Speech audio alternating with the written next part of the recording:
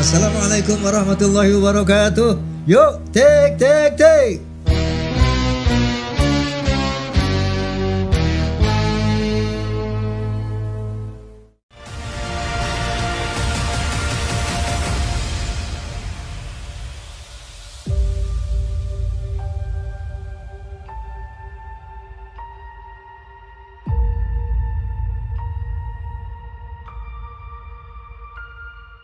Assalamualaikum warahmatullahi wabarakatuh. Waalaikumsalam warahmatullahi wabarakatuh. Sebagaimana biasa, saya akan menyapa pertama Forza, Fans of Roma and Soneta, kemudian Fahmi Tamami, Forum Silaturahmi Takmir Masjid dan Mushola Indonesia, kemudian PAMDI, Persatuan Artis Musik Dangdut Indonesia, kemudian ada di sana PIN, Perisai Idaman Nasional, juga pejabat Persatuan Pengacara dan Jawara Bela Umat. Tentunya juga Klaners dan pemirsa rahimakumullah. Kali ini saya kedatangan, saya boleh katakan, seorang cendekiawan muslim yang merupakan aset umat, aset bangsa, khususnya ini aset NU. Amin. Ya, tentu saja kehadiran beliau di sini dalam rangka silaturahmi tadinya kan, ngobrol udah lama dari depan. Jadi udah habis di luar tadi kita ngomong. Tepuk tangan dulu buat Gus Romel. Assalamualaikum Gus. Waalaikumsalam Bang Haji. Sebelumnya saya ingin komen dulu boleh? Boleh. Ini kalau lihat wajahnya seperti sekjen Partai Idaman ya. Seperti Ramdan Syah, SMA bla bla bla bla bla. Mirip sekali. Berkacamatanya juga mirip, wajahnya mirip, kecerdasannya juga mirip. Terima kasih Bang Haji. Nasabnya sama. Nasabnya juga mirip. Pemirsa, Masya Allah, kita ingin berbincang-bincang dengan Gus Romel. Mudah-mudahan bermanfaat untuk kita, untuk umat. Amin. Izin Gus, biasanya di podcast ini supaya orang lebih mendalami sosok tamu saya, izin boleh nggak saya bertanya keluarga antum, terus antum anak keberapa, anaknya berapa, istrinya berapa, kan boleh? Sanatnya. Siap. Terima kasih Bang Haji. Saya Romel Abbas, mas-mas kabupaten biasa di Jepara. Kebetulan jadi anak keempat paling ragil dan sekarang menetap di Jepara. Dulu sempat mondok di Kudus. Ayah antum? Ayah udah meninggal, udah wafat. Di rumah tinggal saya, istri dan ibu. Amin. Anak baru 2, insya Allah nambah lagi. Istri tetap 1, nggak bisa nambah. Udah solid kalau itu. Kebetulan pernah mondok di Kudus, terus talaki dengan beberapa siaman ya. Terus mondok terakhir di Sarang sama Syekh Maimun Zubir. Gitu Bang Haji. Pemirsa, beliau ini antitesa dari Kiai Haji Imaduddin dalam rangka masalah nasab ya. Nah, tentunya dalam hal ini kita semua umat Islam khususnya ya harus hati-hati menyikapi masalah nasab ini. Kalau enggak hati-hati ya bisa kacau beliau ya. Na'udzubillah min dzalik. Nah, oke, karena dalam rangka itu, Gus, kita kenal beliau adalah salah satu juga di samping Kiai Imad, beliau juga ahli nasab. Kemarin kan barangkali sedikit kita ungkit mengenai podcastnya kemarin, yang khususnya dengan Guru Gembul. Iya. Guru Gembul, menurut Guru Gembul ini Rabithah Alawiyah. Itu susunan nasabnya diragukan bla bla segala macam. Boleh antum counter dalam hal ini sebagai cover both side. Oke, terima kasih Bang Haji. Waktu ngelihat videonya Bang Haji sama Guru Gembul itu kayaknya kali kedua Guru Gembul bicara tentang keturunan keberapa dari Robito ternyata ada kejanggalan untuk umur dan juga untuk antara Rasulullah di tahun 600-an Masehi sampai ke 2024 kayaknya nggak match. Sebenarnya itu kan bisa diketahui dengan ya studi kasus per kasus. Namanya siapa, Habib yang dimaksud siapa, silsilahnya seperti apa, nanti bisa dicocokkan ke Maktab Daimi ya pemilik catatan di Robito Alawiyah untuk diuji benar atau tidak. Jika memang berdasarkan internet bisa difalsifikasi dengan urutannya atau enggak. Paling tidak jika Guru Gembul sudah menyebutkan 1, 2, 3, 4 nama bisa kita cari. Benar gak yang diomongkan? Itu yang pertama untuk mencari sumber datanya terlebih dahulu. Terus yang kedua, kasus rentang ada yang asrof di sana keturunan dari 35 atau mungkin 40, tapi di Indonesia kenapa 35 dan 30 ke belakang? Itu kan kasus yang umum. Bahkan saya sendiri yang masih muda ketemu orang tua yang nyucup tangan saya Pak Haji. Karena dari segi nasab beliau itu masih nyebutnya keponakan saya. Nah jadi peristiwa hal seperti ini kan umum. Tinggal dari buyut saya sampai ke orang itu ke saya, mungkin saya keturunan yang pendek, dia keturunan yang paling bawah, mungkin keturunan keempat atau kelima yang manggil saya seharusnya mbah. Nah kasus seperti ini apakah tidak dimasukkan sebagai variabel di Guru Gembul itu? Makanya saya membutuhkan nama, membutuhkan musajar nasab dari yang dimaksud biar kita uji nih angka yang dimaksud tidak konsisten itu apakah tahun wafatnya ataukah umurnya ataukah memang rentang antara baginda Nabi dengan keturunan yang dimaksud itu. Jadi ya memang kita ini sebagaimana podcast yang pertama saya selalu mengatakan bahwa saya ya cuman ikut berdialog, berdiskusi lah ya. Tapi goalsnya adalah apapun hasilnya tetap jaga ukhuwah Islamiyah, jaga ukhuwah wataniyah, itu goalsnya itu sebetulnya itu. Bahwa perbedaan pendapat itu sangat manusiawi dan wajar sekali. Sebagaimana beliau berhadapan dengan Kiai Haji Imad. Menarik ya perdebatan yang ilmiah itu pasti akan melahirkan satu kebenaran. Betul. Anda sepakat ya, kebenaran tunggal gitu kan. Betul. Nah, untuk mencapai itu tentunya dibutuhkan ya secara ilmiah juga data-data yang valid ya, yang diakui oleh semua pihak. Oleh karena itu memang kisi-kisinya pertama wa ta'awanu 'alal birri wat taqwa wa la ta'awanu 'alal itsmi wal 'udwan. Kita diperintahkan bekerja sama dalam kebaikan dan takwa. Dilarang bekerja sama dalam dosa dan permusuhan. Kemudian ya tentunya untuk mencapai wa'tasimu bihablillahi jami'an wa la tafarraqu. Perintah Allah untuk kita menjaga kesatuan umat Islam ini.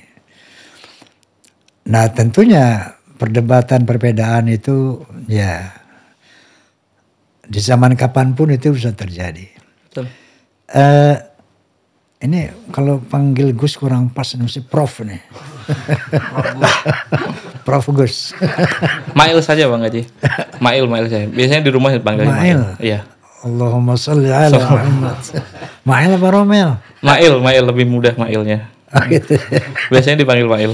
Enggak, emang biasa kita suka gini ya. Namanya Ali dipanggil Alex. Gitu. Bakar dipanggil Becker. Mail Romel. Saya pikir nama Anda Ramli tadi bukan Gus? Aslinya Ramli. Nama asli Ramli. Saya Ramli. Kenapa jadi disebut Romel? Apa Anda menjadi penggemar itu jenderal Nazi itu? Ada fase ketika saya belajar di Kudus punya Kiai Nahwu. Insya Allah saya kefoto untuk urusan Nahwu karena Kiai Nasihun Allah yarham. Di suatu ketika lagi mempelajari tentang Alfiyah bab tasghir. Terus Kiai Nasihun sering nunjuk tuh, nama siapa tasghir gimana? Nama siapa? Ramli. Kita ngambil Romlun. Kalau di tasghir jadinya Rumailun. Nah itu terus berkenang saya pakai untuk nama pena.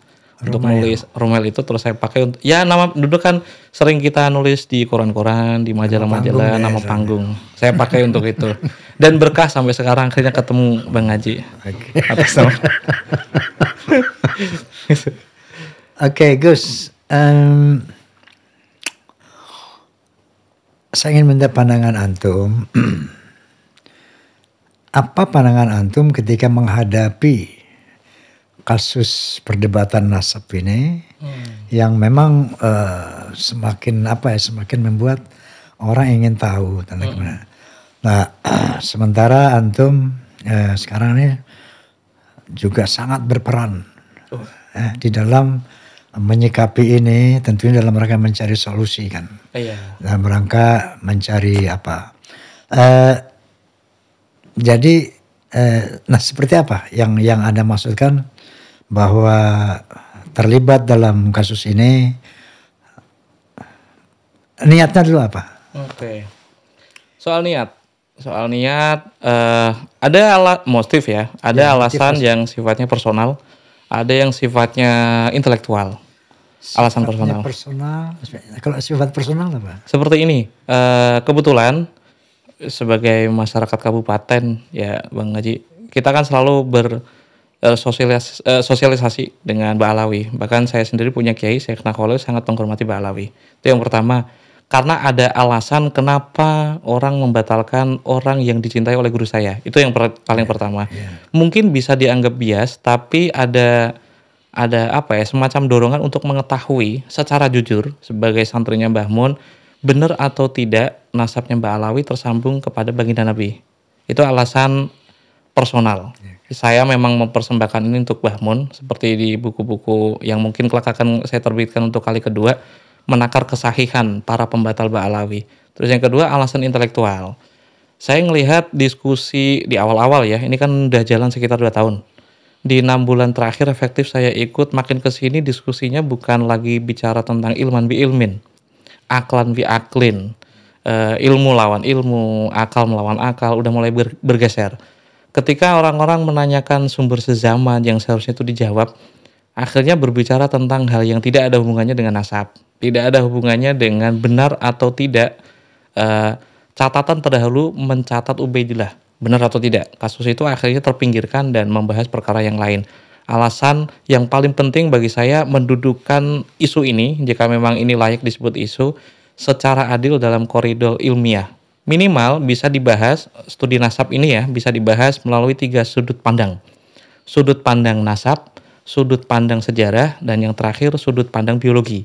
Makanya kayak tes DNA dulu yang dibahas sama Guru Gembul itu kan sebagai fenomena biologi. Nasab itu kan ada proses biologi antara fulan dan fulanah menikah terus memiliki keturunan sampai berabad-abad. Terus yang kedua, karena ini berkaitan dengan nasab seseorang, ada tata cara untuk mengetahui sahih atau tidaknya. Makanya kajian nasab itu bisa masuk. Nah, karena ini bercerita tentang orang di masa lalu, studi sejarah seperti yang saya tempuh itu juga bisa masuk. Saya masih memiliki keyakinan kalau kebenaran di Ubaidillah, anaknya siapa itu kebenarannya tunggal. Karena genealogi itu tidak akan mungkin, sekadar contoh ya, mohon maaf kalau kalimatnya agak-agak kasar, tidak mungkin seorang perempuan itu mengandung anak dari 2 lelaki yang berbeda. Pasti kan satu. Makanya fenomena biologi ini cuman bisa mendapati satu macam kebenaran. Ahmad bin Isa beneran punya anak namanya Ubaidillah atau tidak? Ya atau tidak? Itu bisa dilihat dari 3 macam sudut pandang.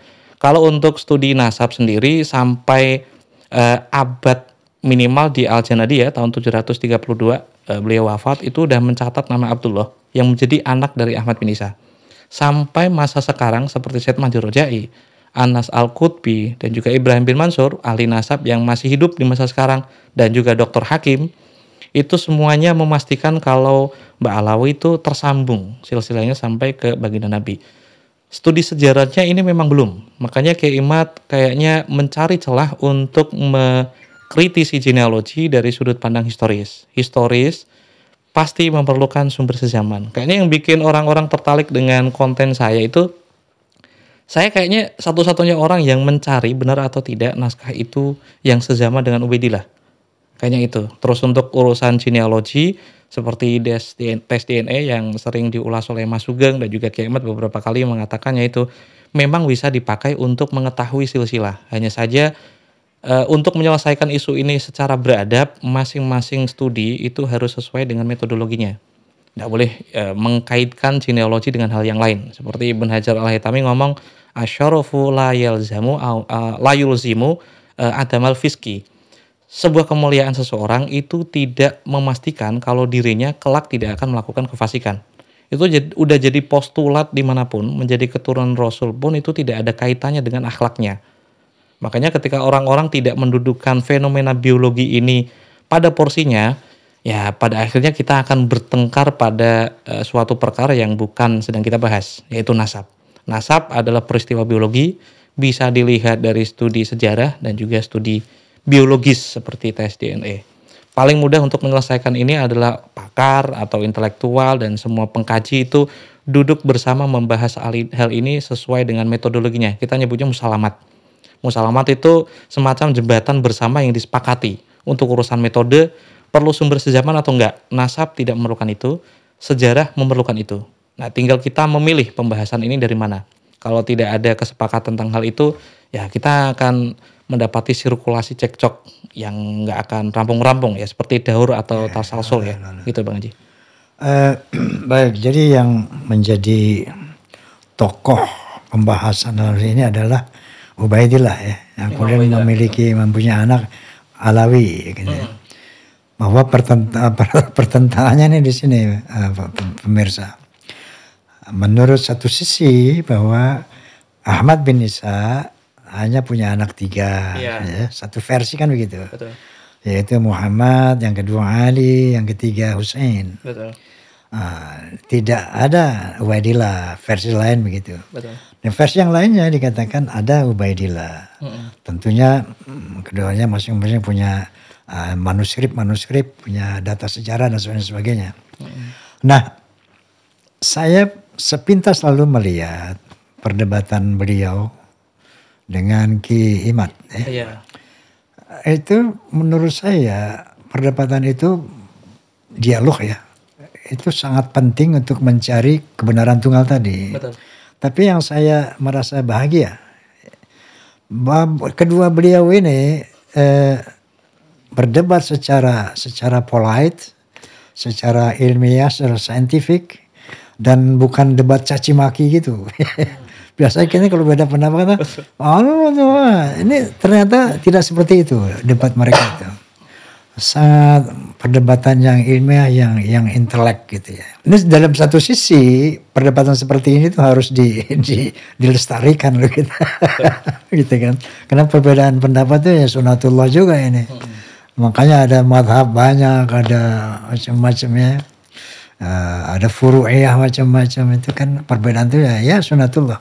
Nah, dalam hal ini bangsa ini khususnya umat Islam tengah menghadapi satu beda pendapat, satu versi yang memang teramat unik dan nggak mudah untuk diselesaikan. Ya.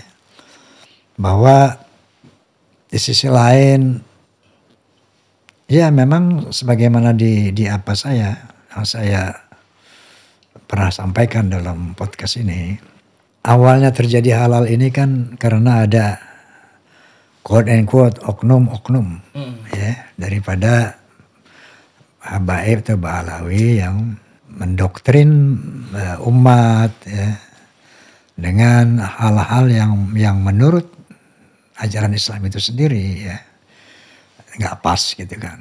Misalnya kalau nggak mencintai kami sebagai zuriyah Nabi nggak akan masuk surga. Sebaliknya kalau mencintai kami walaupun kelakuan kamu kayak apa masuk surga gitu kan.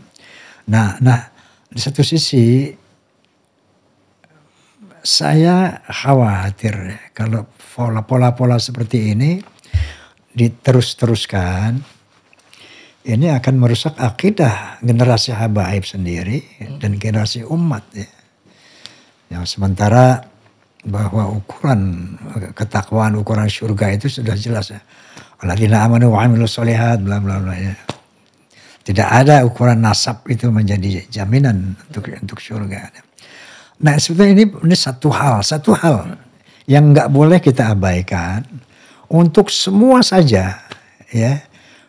Para mubaligh termasuk antum Ini karena nasab itu aduh Aljawi.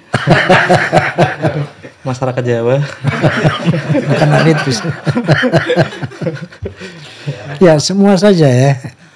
Kalau ya arogansi seperti ini, artinya dalil-dalil yang tidak islami, quote unquote, yang mengarah kepada astaghfirullahalazim, ya yang justru akan menyesatkan diri kita sendiri dan umat ini, memang harus disampaikan untuk tidak terjadi lagi hal seperti itu. Ya. Itu namanya pembodohan akidah, pembodohan umat. Nah itu harus tidak boleh ada lagi. Ini hikmah daripada peristiwa ini. Itu yang pertama. Yang kedua bahwa Prof. Romel tadi menyatakan, udah pantas. Amin. Prof. Romel tadi menyatakan bahwa perdebatan ini harus ada kebenaran tunggal. Untuk ini dibutuhkan tadi itu kisi-kisinya. Sportivity. Wa ta'awanu 'alal birri wat taqwa wa la ta'awanu 'alal itsmi wal 'udwan. Kan kuncinya itu kisi-kisinya ya. Dan menurut antum, Gus, ini kan perdebatan ini harus dilanjutkan apa dihentikan apa seperti apa menurut antum? Oke. Kayaknya saya perlu membahas tentang kesarjanaan revisionis. Kiai Imad kan memakai argumentum e silentio sebagai basis argumen. Itu sangat-sangat revisionis. Sekadar contoh, di kesarjanaan barat itu tidak hanya agama yang dibahas, kitab suci dibahas, nasab hadis juga dibahas, terus baginda Nabi juga dibahas. Pertanyaannya, nasab Ba'alawi itu termasuk pengecualian atau tidak? Dari kesarjanaan revisionis itu memang selalu mencari revisi dari historiografi tertentu. Untuk konteks Ba'alawi, jika memang ada ikhtiar untuk mengulasnya dengan baik, mengoreksi beberapa hal yang keliru, bagi saya cukup layak untuk diperdebatkan. Saya langsung ngomong ke debat untuk mengeliminir orang-orang yang tidak memiliki kepentingan dan juga tidak memiliki kredensi untuk membahas itu. Kan ya, kalau mantakal lama fi fannihi atabil ajaib ya. Kalau memang tidak memiliki kemampuan tentang historiografi, ya jangan sampai membicarakan sejarahnya. Kalau tidak memiliki kemampuan untuk nasab, ya jangan sampai membicarakan nasab. Kalau tidak tahu tentang ilmu atau tidak memiliki kredensi tentang tes DNA, ya jangan sampai membicarakan tes DNA. Yang paling saya harapkan itu pembicaraan ini dilakukan secara adil, baik, punya musalamat, metodologinya pakem, ada penguji, ada peer reviewed, ada orang-orang pakar yang lain yang bisa mengoreksi, nanti jadinya lebih enak. Selain itu hanya remah-remah yang mungkin bisa mengotori ya.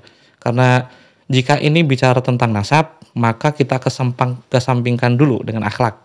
Dengan oknum-oknum tadi Pak Haji. Jika memang itu berkaitan dengan nasab, semua teori tidak pernah sekalipun mengaitkan nasab dengan akhlak, dengan dogma.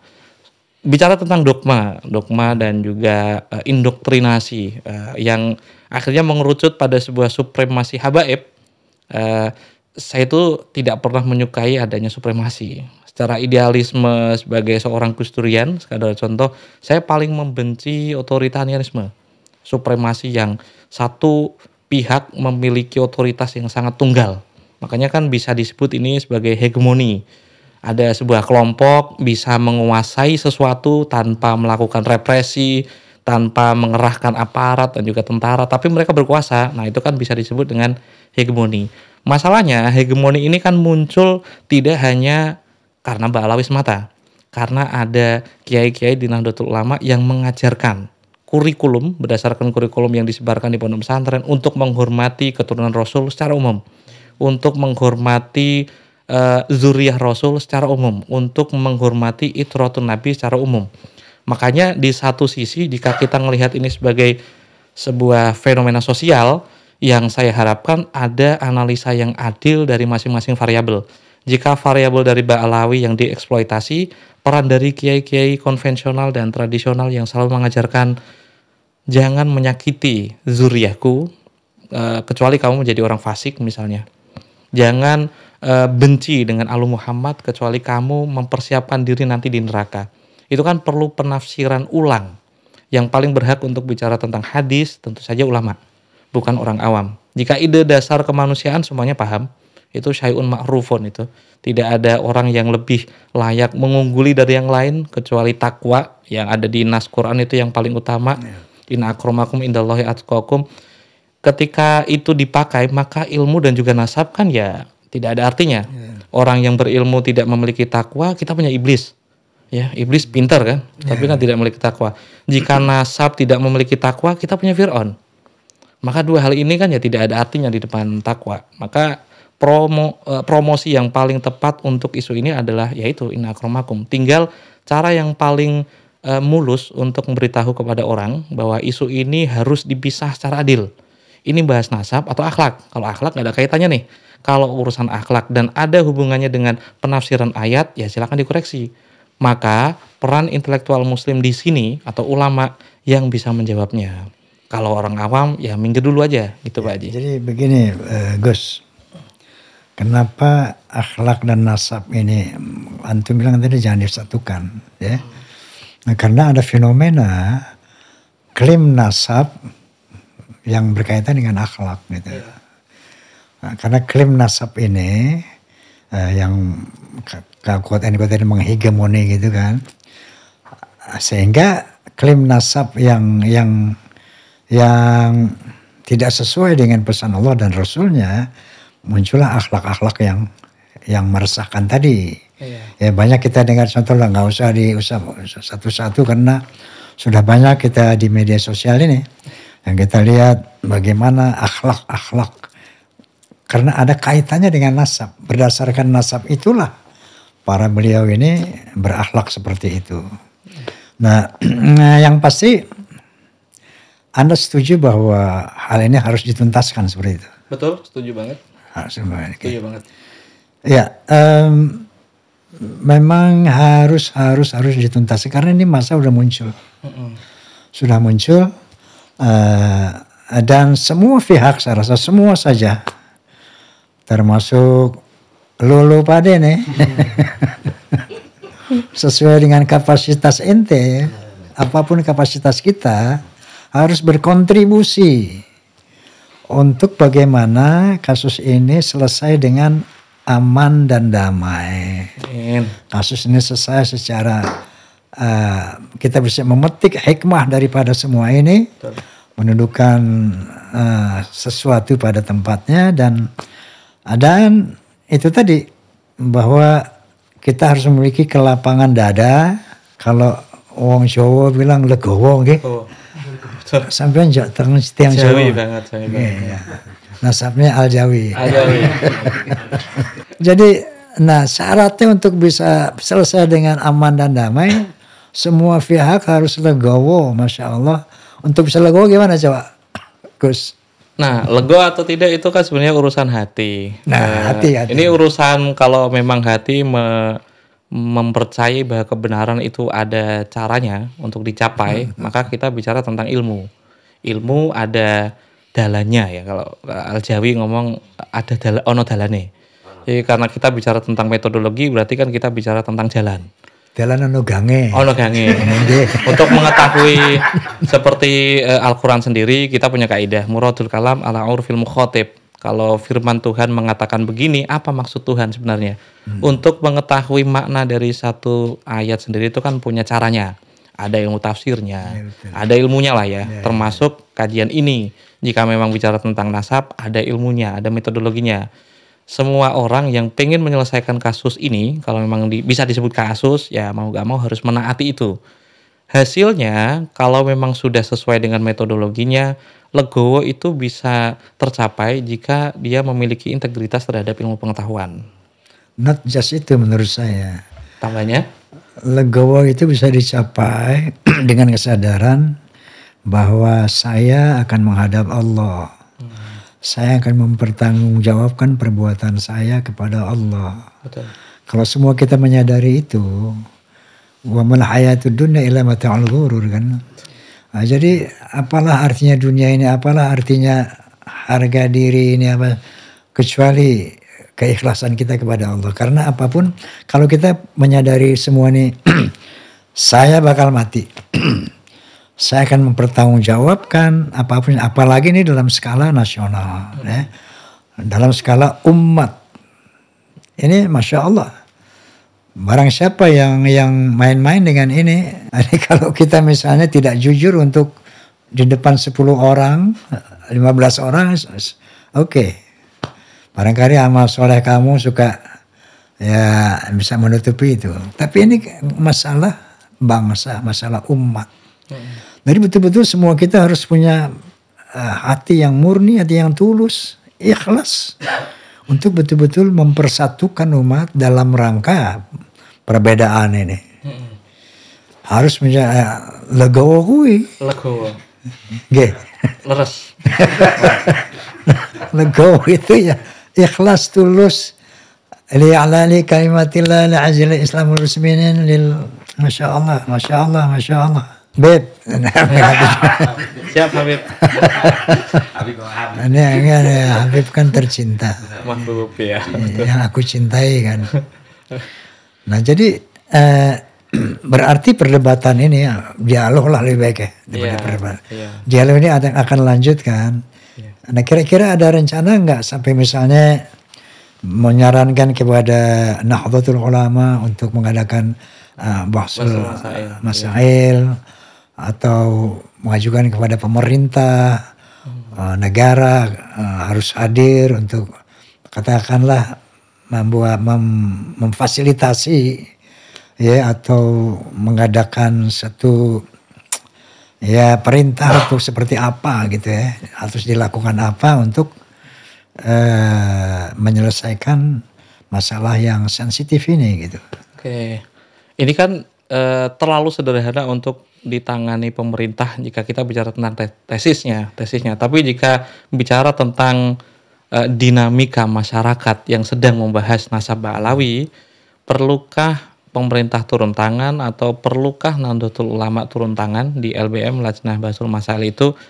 Minimal ada beberapa pertanyaan yang harus saya jawab terlebih dahulu, Bang Haji. Ini tidak pertanyaan mudah juga. Kalau memang mau membahas ini di Lajnah Bahsul Masail, seingat saya metodologi Bahsul Masail itu mangkul, mengutip.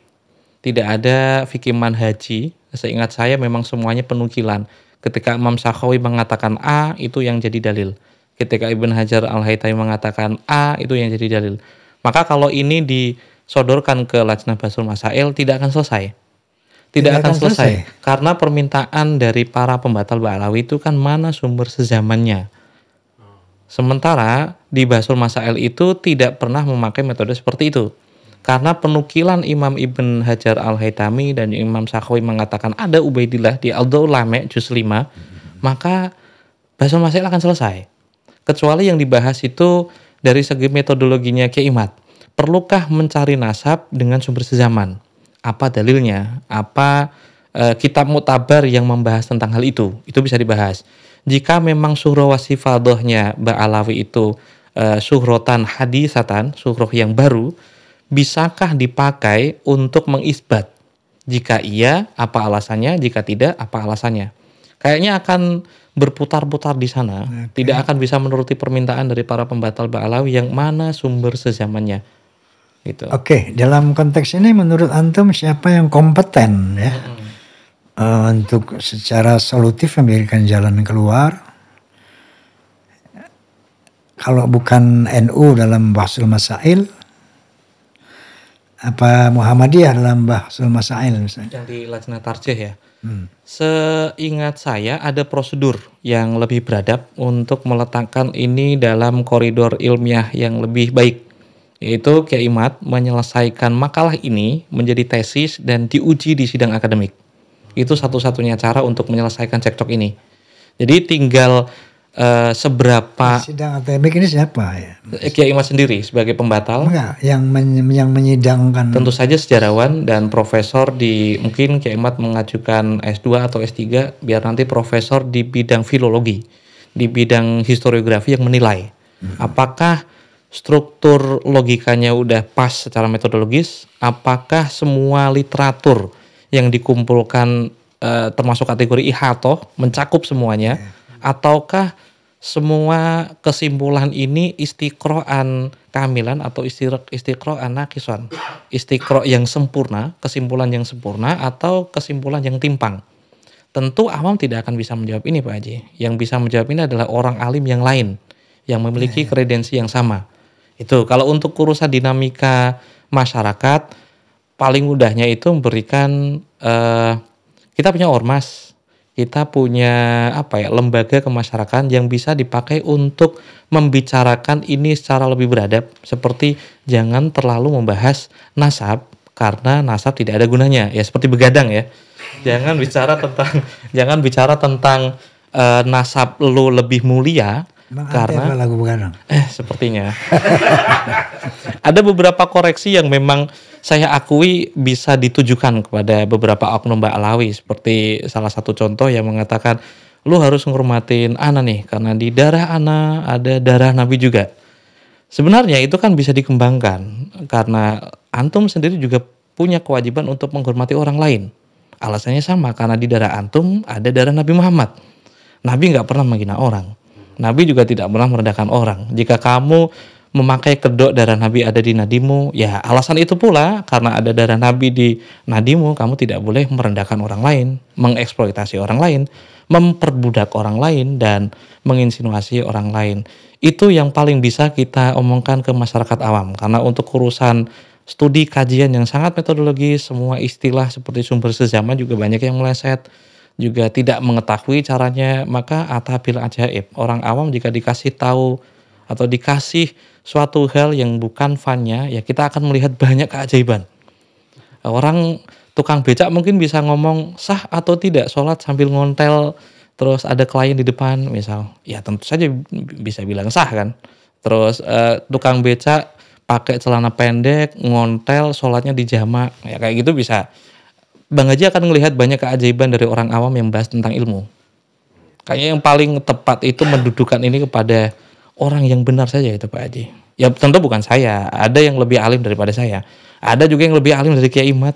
Itu kan cara paling tepat untuk mengoreksi satu sama lain. Karena tradisi Kiai kita itu, seperti kisahnya Gus Yahya ketika mengisahkan Mbah Bisri Sansuri sama Mbah Wahab Hasbullah di sebuah satu basul masail itu kan misanan atau iparan. Sama-sama pendiri NU, kalau debat itu ya sampai lempar-lemparan dampar gitu ya, dampar itu. Dampar paham nggak? Dampar paham ya? Dampar itu kayak semacam meja kecil di pesantren gitu. Kita bahas bahwa Habasbullah sampai bisa itu sampai bantah-bantahkan. Oh nggak boleh, lo ini haram, lo ini halal. Sampai ada yang angkat kaki gitu. Tapi setelah itu selesai, ya Mbah Wahab sama Mbah Bisri itu saling mendahulukan nyuguhi. Ada yang ngambil piring terus dikasihkan nasinya, saling menyuguhkan satu sama lain gitu. Itu kan lebih asik. Tradisi Nahdlatul Ulama, karena Kiai Imad itu orang NU juga, jadi ketua di Basul Masail, anggota di LBM PBNU. Tradisi itu kayaknya yang ya mungkin masyarakat awam ya yang perlu kita sodorkan. Seharusnya seperti ini nih. Kita boleh panas dalam diskusi, tapi setelah itu ya gayeng aja gitu. Oke, kita sudah bisa melihat apa ini kan beliau Gus Romel, Kiai Imad itu kader-kader NU duanya. Yang dua-duanya ini cerdas gitu kan. Punya keilmuan yang luar biasa gitu ya. Ini makanya NU mesti bangga nih sama dua orang sebetulnya. Ini orang-orang pinter, anak gue lagi pada berantem. Mestinya tuh ya memang yang harus memfasilitasi ya itu PBNU sendiri seharusnya kan. Ini kan internal NU seolah-olah betul, dalam konteks NU. Pemikiran ya. Betul. Dalam konteks pemikiran itu dua-duanya jagoan NU nih, ya enggak? Aduh. Makanya bikin gladiator. Saya tuh suka dialog Bang Haji. Saya punya rekam jejak. Saya tuh boleh dibilang alumni Twitter ya.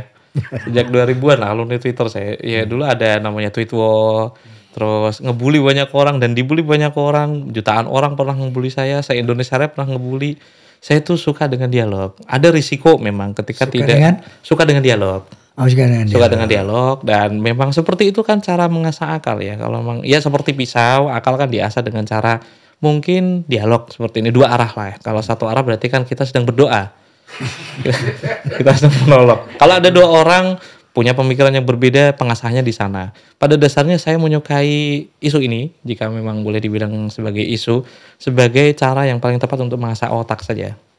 Karena jarang-jarang kan alumni pesantren buka kitab lagi, jarang-jarang orang yang sudah mungkin jadi kiai membuka mutolaah kitab lagi. Saya ngomong masalah Kiai Imad maksudnya. Kalau orang lain mungkin membaca suatu hal terus dipercaya, itu juga kekeliruan. Karena adab dari seorang santri itu memiliki kritik terhadap buku bacaannya. Saya ingat betul kalimat yang dilontarkan oleh Gus Mus. Kalau kamu membaca satu hal, yang kamu lakukan pertama adalah meragukannya.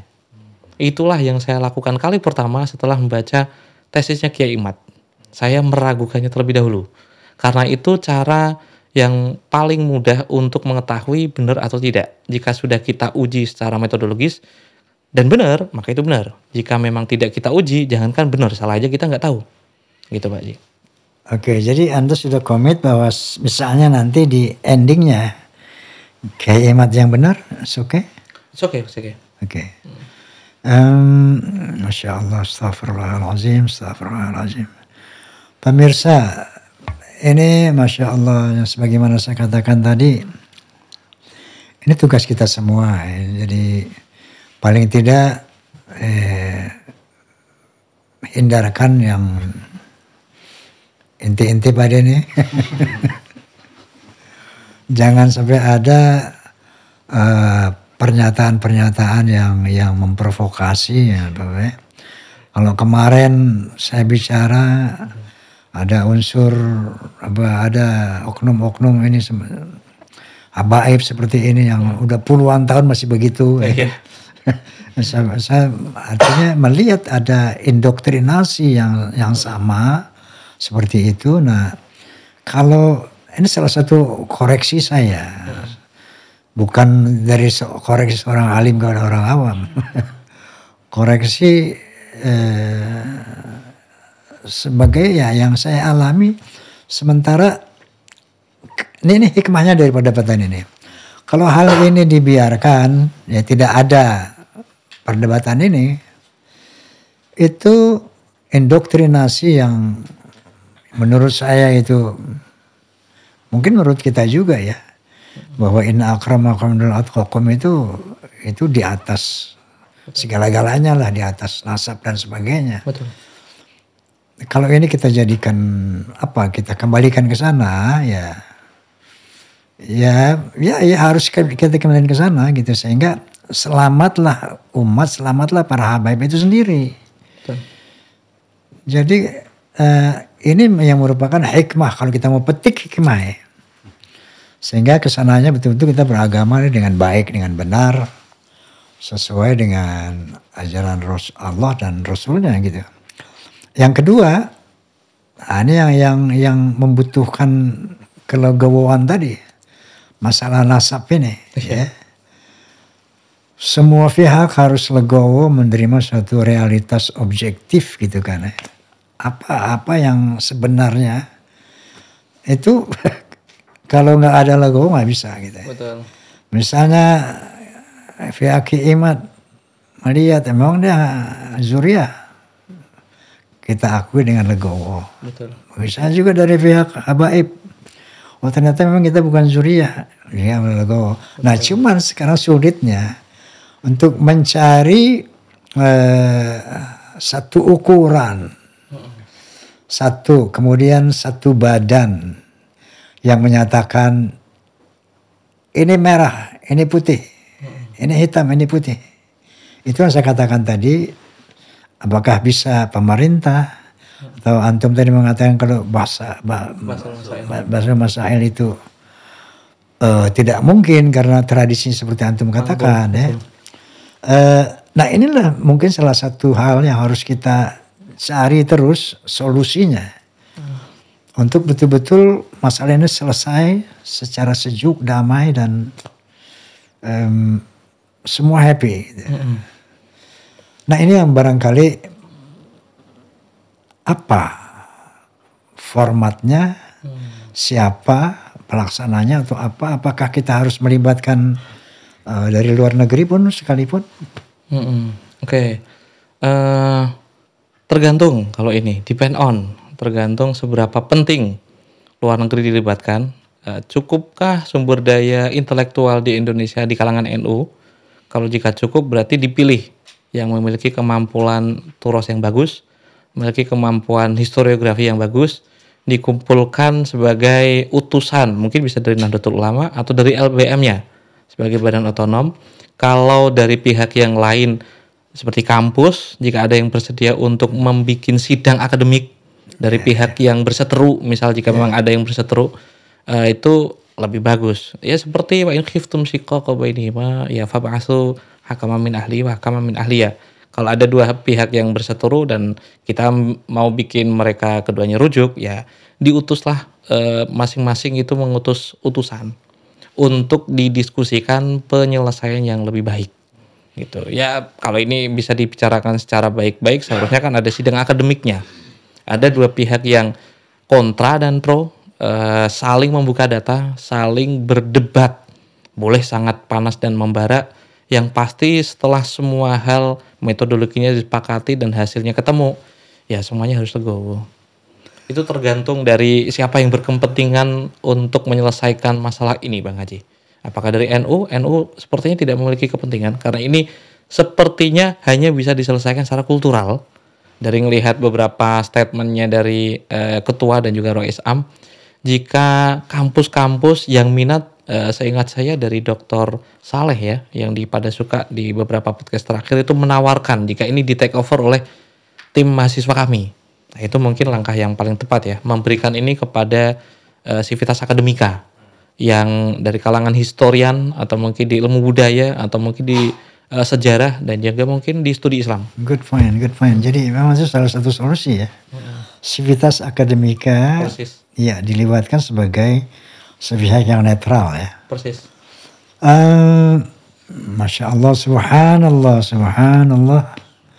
Ini PR kita semua ini ya. PR umat ini, Masya Allah. Khususnya para ulama dari kedua belah pihak ini. Belum lagi dari pihak Wali Songo dan sebagainya. Masya Allah. Ya, jadi mungkin saya mulai mendapat kita mulai mendapat satu kesimpulan ya. Pertama, bahwa ini harus dituntaskan. Ya, nggak boleh ngambang kan. Betul. Harus dituntaskan, harus ada kejelasan. Kemudian siapa yang menjadi wasitnya ini ya tadi Civitas Akademika itu sudah mulai kelihatan titik terang saya rasa ya. Seperti itu. Nah kalau begitu memang antum sama Kiai Imad nih dua petarung yang jangan di atas ring. Ring saintifik. Oh, cakep. Ya untuk mencapai itu harus ada pihak-pihak juga yang memohon kepada Civitas Akademika ya, untuk bisa terlibat sebagai penengah. Barangkali seperti itu, Gus. Memang selayaknya seperti itu, Bang Haji ya. Itu penyelesaian yang lebih beradab ya. Daripada liar menjadi percakapan publik sampai mas-mas di warung kopi membahas. Kayaknya itu mending diserahkan sama orang-orang alim aja lah. Di Civitas Akademika itu sama sidang akademik itu. Masya Allah, subhanallah. Baik, barangkali ada yang mau dijelaskan lagi? Terakhir, tidak ada yang bisa saya sampaikan kecuali beberapa kritik. Sikap saya sebagai boleh dibilang kontra Kiai Imad pada dasarnya memiliki beberapa kritik untuk hal yang sifatnya teologis, yang sifatnya sosial, yang sifatnya mungkin bisa masuk ranah ke humaniora. Sekadar contoh, sering saya dapati beberapa orang yang melakukan legitimasi nasabnya untuk dihormati, misal itu kan memakai beberapa makalah dari ulama yang sebenarnya itu masih problematik. Akan tetapi jika itu dijadikan eksploitasi bagi orang untuk membatalkan nasab Mbak Alawi misalnya, itu bukan suatu hal yang tepat.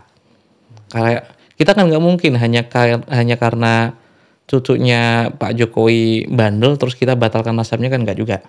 Hanya karena mungkin Mas Kaisang 2 hari terus jadi ketua PSI, tiba-tiba hanya karena jadi anaknya Jokowi kan kita nggak membatalkan nasabnya juga gitu. Sebuah fakta seperti ini maksud saya. Gibran jadi wapres ya. Itu juga minimal ketika saya dikasih tahu beberapa orang yang bicara tentang idealisme nasab, hari gini bicara nasab, hari gini bicara mengandalkan nasab, ya dia nggak tahu Kaisang 2 hari daftar di PSI terus jadi ketua ya mungkin. Hal itu memang benar-benar terjadi Bang Haji. Tinggal kita itu bisa melihat ini secara adil atau enggak. Karena jika kita membicarakan Mbak Alawi yang mengandalkan nasabnya, toh kita melihat beberapa kabupaten itu kan menerapkan politik dinasti. Itu kan kalimat yang sering kita terima. Bisakah kita berpikir adil hanya karena ada politik dinasti? Apakah kita membatalkan nasabnya? Disebut politik dinasti kan karena memang dia memiliki intisab. Dikatakan Mbak Alawi memanfaatkan nasabnya sebagai keturunan Nabi kan karena memang keturunan Nabi. Kayak di beberapa kabupaten ya, saya agak lupa di dekat-dekat sini itu kan ada politik dinasti yang ratu ini punya ini. Semuanya kan intisab. Apakah kita bisa melihat semua fenomena privilege memanfaatkan nasab secara adil ataukah ini tentang Mbak Alawi toh? Itu kayaknya yang perlu saya sampaikan kepada masyarakat umum jika kita sedang bicara tentang Mbak Alawi, apanya dulu nih? Jika Mbak Alawi dengan akhlaknya yang mana nih? Ada orang Mbak Alawi memanfaatkan nasabnya. Mbak Alawi itu atau yang lain nih? Kalau kita bicara tentang Mbak Alawi, yang lain gimana? Kita Gibran dibahas atau enggak? Sekadar contoh saja, Kalau memang kita cuma bicara tentang satu hal, nanti kita bisa enggak adil dalam kesimpulan itu.